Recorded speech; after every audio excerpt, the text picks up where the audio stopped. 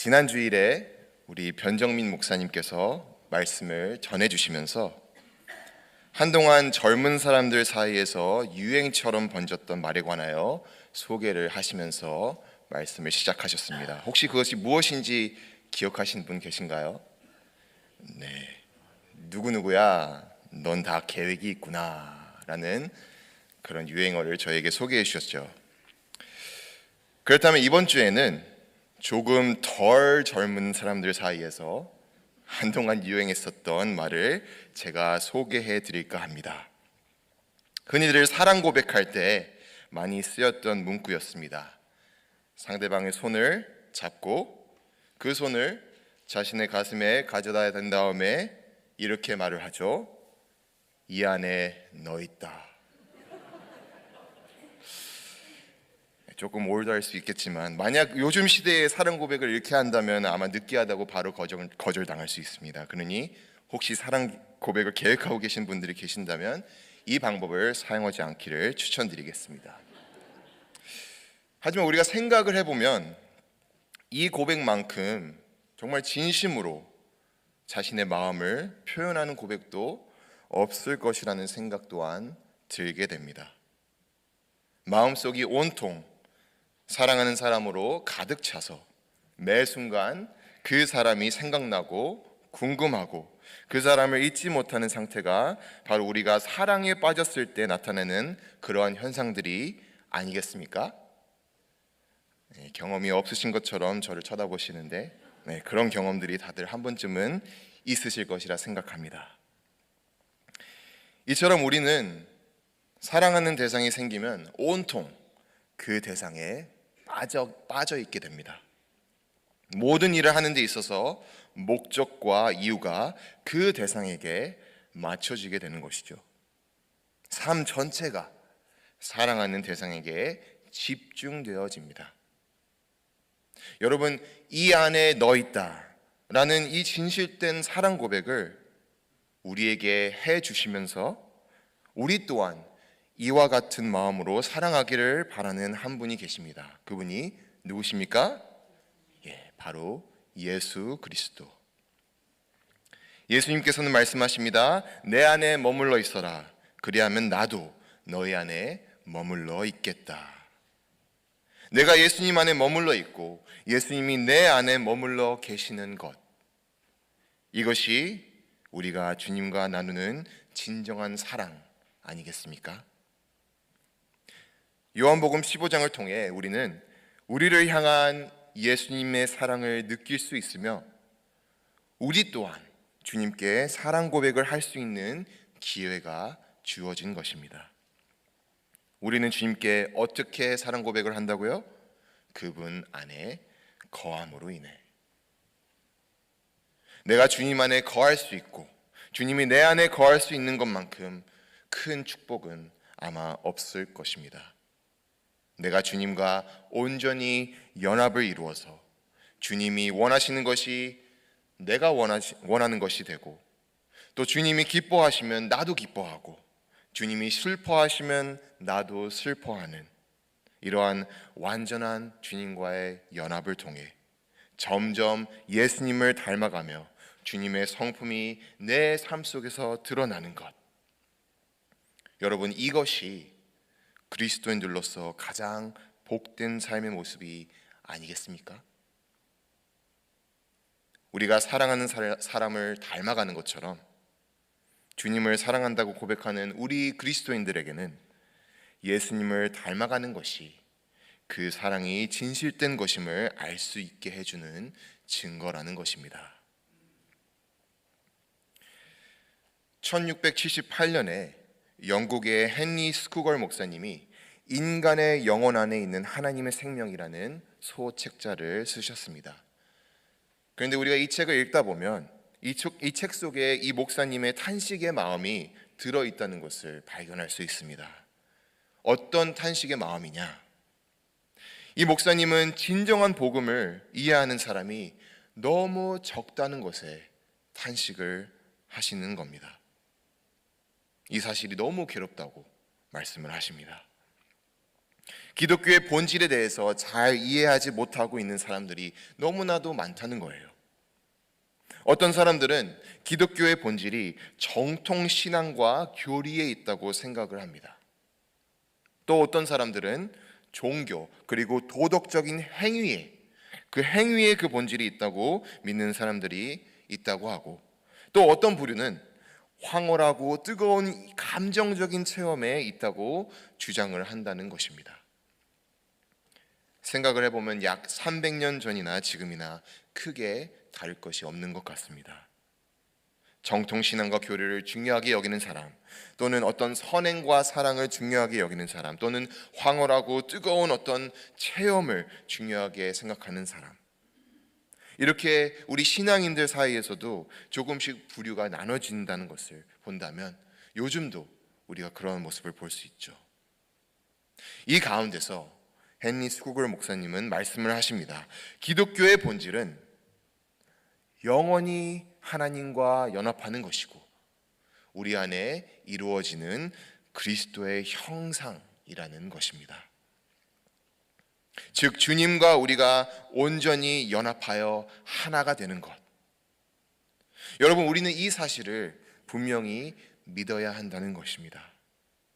예수님께서 직접 이것에 대해 말씀을 하신 부분이 우리가 잘 알고 있는 요한복음 15장 5절 말씀에 나옵니다. 나는 포도나무요 너희는 가지이다. 사람이 내 안에 머물러 있고 내가 그 안에 머물러 있으면 그는 많은 열매를 맺는다. 너희는 나를 떠나서는 아무것도 할 수 없다. 그리고 예수님을 진정으로 만난 사도 바울도 갈라디아서 2장 20절 말씀을 통해 이렇게 고백을 합니다. 나는 그리스도와 함께 십자가에 못 박혔습니다. 이제 살고 있는 것은 내가 아닙니다. 그리스도께서 내 안에 살고 계십니다. 내가 지금 육신 안에서 살고 있는 삶은 나를 사랑하셔서 나를 위하여 자기 몸을 내어주신 하나님의 아들을 믿는 믿음 안에서 살아가는 것입니다. 여러분, 성경은 우리에게 아주 일관되게 말씀을 해주고 있습니다. 주님 안에 거하는 것이, 온전히 주님 안에 거하고 살아가는 것이 진정한 믿는 자들의 모습이라는 것을,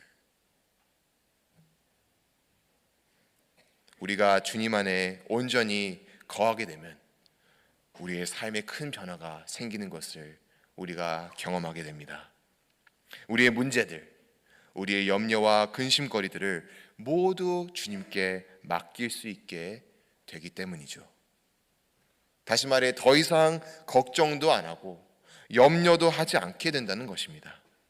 우리가 놓인 상황과 형편이 어떻든지 간에 우리는 늘 오늘 찬양대가 한 그 찬양의 고백처럼 늘 평안하고 마치 잠드는 모습 같은 그러한 평안한 상태 속에서 기쁘고 감사할 수 있다는 것입니다. 여러분, 어린아이가 부모 품에 안겨서 아무런 걱정 없이 편안하게 잠드는 모습을 상상해 보십시오. 이 어린아이의 심정을 우리가 이해하는 것처럼 바로 우리가 예수님 안에 거할 때 이러한 심정과 같다라는 것입니다. 이러한 마음 상태가 진정으로 우리가 예수님을 믿는 것이죠.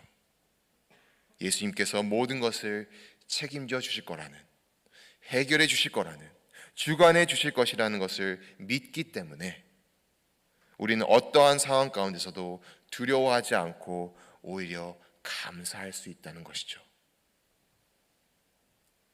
그러나 문제는 우리가 예수님 안에 거하며 살지 못할 때, 그럴 때 문제가 일어나게 됩니다. 주님 안에 온전히 거할 때는 주님께서 나의 모든 문제들을 해결해 주시고 책임져 주십니다. 그런데 우리가 주님 안에 거하지 않고 살게 된다면 이 모든 문제들이 이제는 내가 스스로 해결해야 할 문제들이 되어버리게 된다는 거예요. 내가 책임져야 되고 내가 감당해야 하는 문제들이 되는 것입니다. 내가 모든 책임을 떠안고 그 모든 문제들을 해결해야 되기 때문에 걱정이 되고 근심이 되고 염려가 생기는 것이죠. 그리고 그 문제들을 스스로 해결하려다 보면 제대로 해결하지 못할 때가 참으로 많다는 것을 깨달을 때가 있습니다. 여러분, 저에게는 2명의 어린 아이들이 있습니다. 5살 된 딸은 올겨울에 벌써 유치원을 가게 되고요. 4살 된 아들은 프리스쿨을 올라가게 됩니다. 이 어린 아이들이 건강한 모습으로 자라기 위해서는 부모의 역할이 굉장히 중요하다는 것을 부인하는 사람은 아마도 없을 것입니다. 저는 아버지로서 나름대로 최선을 다하여 아이들을 키우려고 노력합니다. 저의 부족한 모습들을 아이들에게 보여주지 않고 아이들에게 상처를 주지 않기 위해 참으로 많은 노력을 하고 있습니다. 그러나 안타깝게도 실패할 때가 참으로 많습니다. 아이들이 말을 듣지 않을 때, 정말 말을 안 들을 때가 있습니다.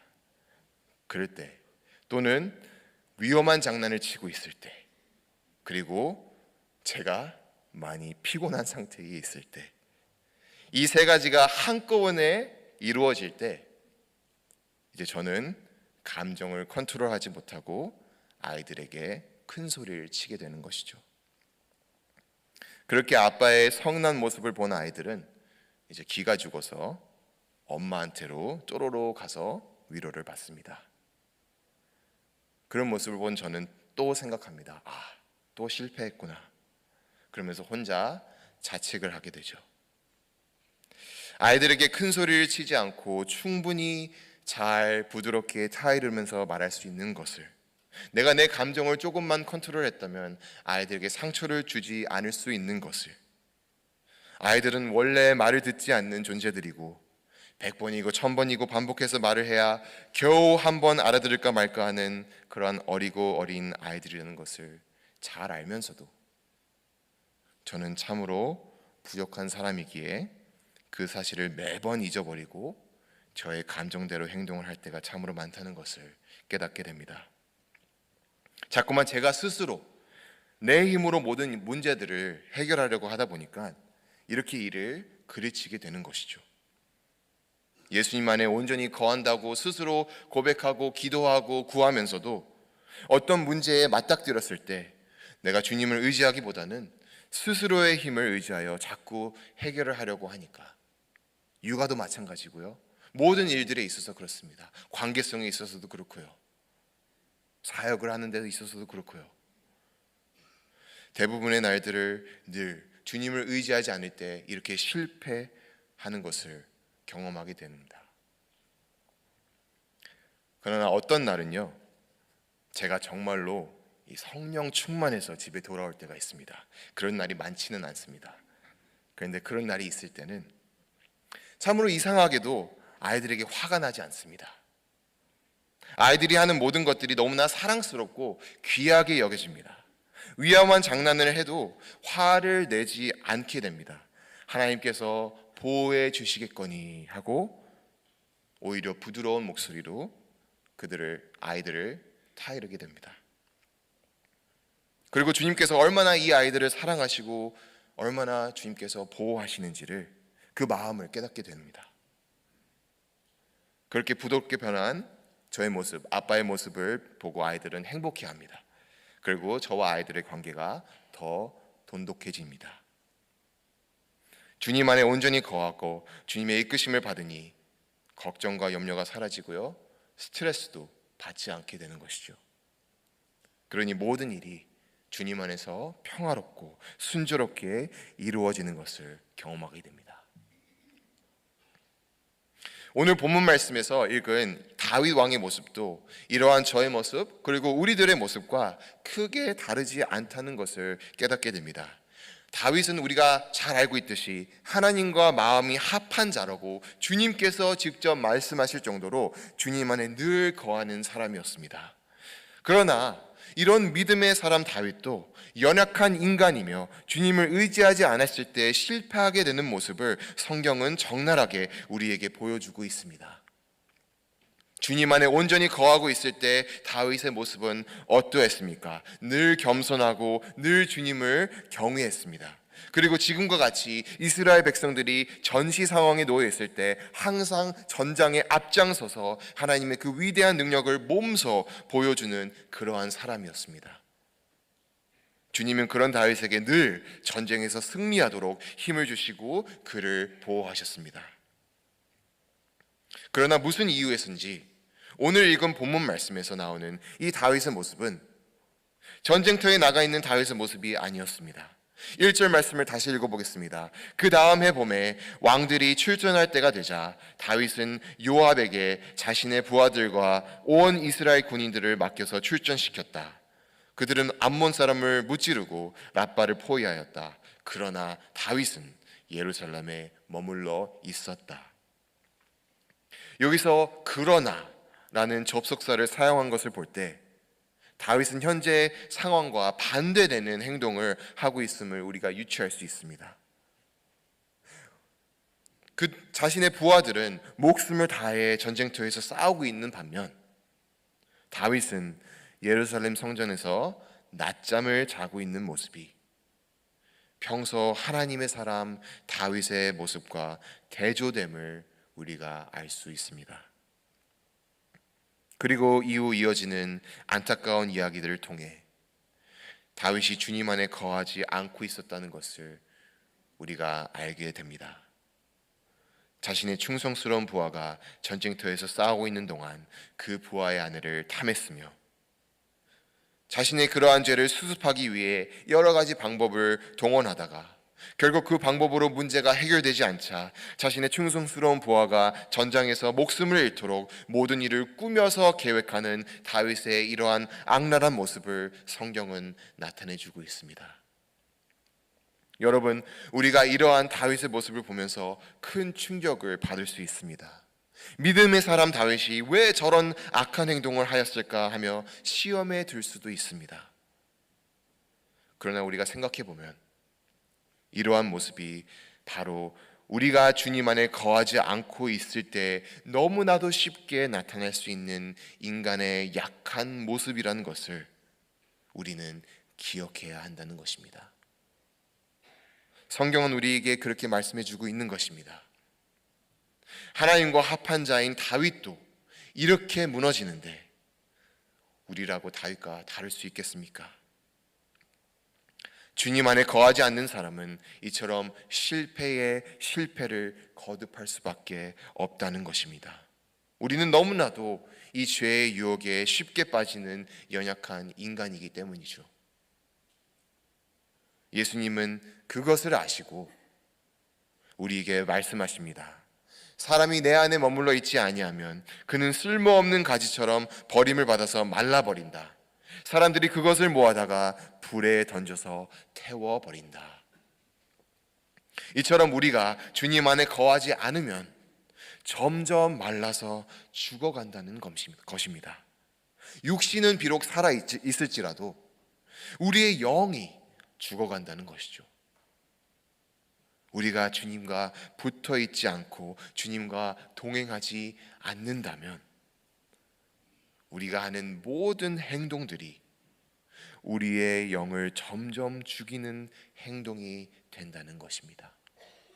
이게 얼마나 두려운 일인지 우리는 늘 깨어서 인식을 하고 어떻게든 하나님과 붙어있기를 위해 부단한 노력을 해야 한다는 것이죠.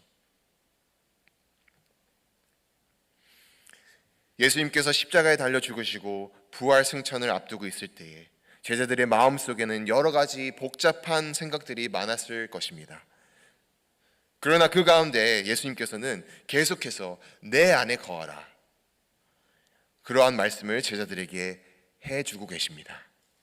예수님께서 제자들에게 이것을 강조하신 이유는 앞으로 제자들이 어떻게 행동하게 될 것인지를, 예수님께서 승천하시고 나서 그들과 떠나 있게 됐을 때 그들이 어떻게 행동하게 될 것인가를 너무나도 잘 알고 계셨기 때문입니다. 예수님께서 승천하셔서 제자들이 더 이상 예수님을 볼 수 없게 된다면 그들은 이제 또 자신들의 힘으로 어떻게든 주님이 명령하신 것을 이루려고 애를 쓸 것이기 때문에 주님의 그 지상 명령을 이행하기 위해 모든 족속들에게로 찾아가서 복음을 전하는 사명을 감당하려고 노력할 것이기 때문에, 그러나 그렇게 스스로의 힘으로 하게 된다면 그들은 반드시 실패하고 좌절하고 지쳐서 낙심하게 될 것을 주님은 너무나도 잘 아셨기에 제자들에게 먼저 예루살렘을 벗어나지 말고 기다리라고 하신 것입니다. 여러분, 우리가 여기서 분명히 알아야 할 것은 제자들의 목표가 그들의 마음이 틀렸다는 것을 말씀드리는 것이 아닙니다. 주님의 명령을 따르고자 하는 것이 얼마나 귀한 일입니까? 그러나 그 목표를 이루기 위한 과정이 잘못될 수 있다는 것입니다. 우리는 흔히 어떠한 목표가 생기면 그 목표를 향해 달려가기 바쁩니다. task oriented, 과제 지향적인 성향을 가진 사람일수록 더 그렇습니다. 목표를 이루어가는 그 과정보다는 어떻게든 그 목표를 이루고 달성하는 데에 모든 힘을 쏟는다는 것이죠. 그러나 주님께서는 우리가 주님이 명령하신 것을 이루는 것도 물론 기뻐하시지만 그 이루는 과정, 그 과정 또한 주님이 기뻐하시는 방법으로 하기를 원하신다는 것입니다. 어떻게든 주님이 명령하신 것을 이루면 되지, 이러한 생각을 하면서 그 과정 속에서 함께 일하는 사람들과 마음이 맞지 않다는 이유로 서로 헐뜯고 다투고 탓하고 불평하고 원망하고 마음에 안 든다고 내쳐버리고, 여러분, 이러한 모습으로 우리가 하나님이 원하시는 것을 이루어 드린들 과연 하나님께서는 기뻐하시겠냐는 겁니다. 우리가 주님 안에 거하지 않고 스스로의 힘으로 모든 것을 하며 살아갈 때 보일 수 있는 아주 연약하고 또한 흔한 모습들인 것이죠. 우리의 일터에서뿐만 아니라 교회에서도, 그리고 가정에서도 충분히 보일 수 있는 모습들입니다. 주님은 제자들이 그렇게 될 것을 걱정하신 겁니다. 이제는 우리가 해야 하나 보다. 예수님께서 이제 가셨으니 우리만 남았네. 우리가 어떻게든 해야 되지 않을까, 이렇게 생각하며 스스로의 힘으로 어떻게든 주님의 사역을 이어가려고 하는 것, 주님은 이것을 걱정하신 거예요. 그래서 주님은 그들에게 기다리라고 말씀하셨습니다. 너희는 예루살렘을 떠나지 말고 내게서 들은 아버지의 약속을 기다려라. 그래서 성령이, 주님의 영이 그들에게 임하게 되면, 즉 주님께서 온전히 그들 안에 거하시고 그들이 온전히 주님 안에 거하게 되면, 그때가 돼서야 성령의 능력을 받고 예루살렘과 온 유대와 사마리아에서 그리고 마침내 땅 끝에까지 이르러 주님의 증인이 될 것이라는 그 약속을 제자들에게 뿐만 아니라 지금 우리에게도 해주고 계신다는 것입니다. 우리의 힘이 아닌 성령님이 주시는 힘으로, 이제는 그 어느 때보다 예수님이 우리와 가까이 계시게 된 것입니다. 우리의 마음속에 주님이 거하시기 때문에 그 어느 때보다도 주님은 우리와 가까이 있다는 것입니다. 사랑하는 교우 여러분, 그리고 방송으로 예배에 참여하고 계시는 모든 형제자매 여러분, 예수님이 내 안에 거하고 내가 주님 안에 거하여 주님과 온전한 연합을 체험하는 우리 모두가 되기를 간절히 기도합니다. 주님과 함께 하기만 한다면 정말 두려울 것이 하나도 없다는 그 믿음이 저와 여러분들 가운데 늘 입술로 고백되어지고 떠나지 않게 되기를 간절히 기도합니다. 주님 안에 거하기만 하면 정말로 이 세상 살면서 맞닥뜨리는 모든 문제들이 더 이상 나의 문제들이 되지 않는다는 것을 믿는 우리 모두가 되기를 간절히 기도하고 소망합니다. 주님께서 다 해결해 주시고 책임져 주실 것을 우리가 믿기 때문에 그 문제에 매달려 힘들어하며 스트레스 받을 필요가 없다는 것이죠. 우리는 주님 안에 거하기만 하면 됩니다. 주님과의 온전한 연합이 이루어질 때에 우리의 삶의 모습이나 성품은 자연스럽게 주님을 닮아가게 되는 것입니다. 주님의 그 사랑하심과 그 자비로우심이 우리의 성품으로도 임할 수 있게 된다는 것입니다. 우리가 주님 안에 온전히 거할 때, 내가 상상할 수 없는 자비를 베풀 수 있게 되고요. 이건 내 힘으로 하는 것이 아닌데 라고 생각하며 상대방을 용서할 수 있게 되고요. 이건 내 마음에서 일어나는 게 아닌데 라고 생각하면서도 무한한 사랑과 정말 조건 없는 사랑을 우리가 베풀 수 있게 된다는 것입니다. 주님 안에 온전히 거할 때. 간절히 바랍고 기도하기는 우리 워싱턴 한인교회가 주님의 성품을 점점 닮아가는 사람들로 예수님의 몸된 교회를 이루어가기를 간절히 소망하고 기도합니다. 그런 우리 교회를 상상만 해도 여러분 가슴이 벅차오르지 않습니까? 저는 우리 교회가 그러한 모습으로 나아가고 있다고 믿습니다. 점점 더 주님을 닮아가는 교회, 주님과 연합하는 교회, 그래서 언제나 주님이 기뻐하시는 삶을 사는 저를 포함한 우리 모든 워싱턴 한인교회의 교우분들이 되시기를 이 시간 주님의 이름으로 간절히 축원합니다.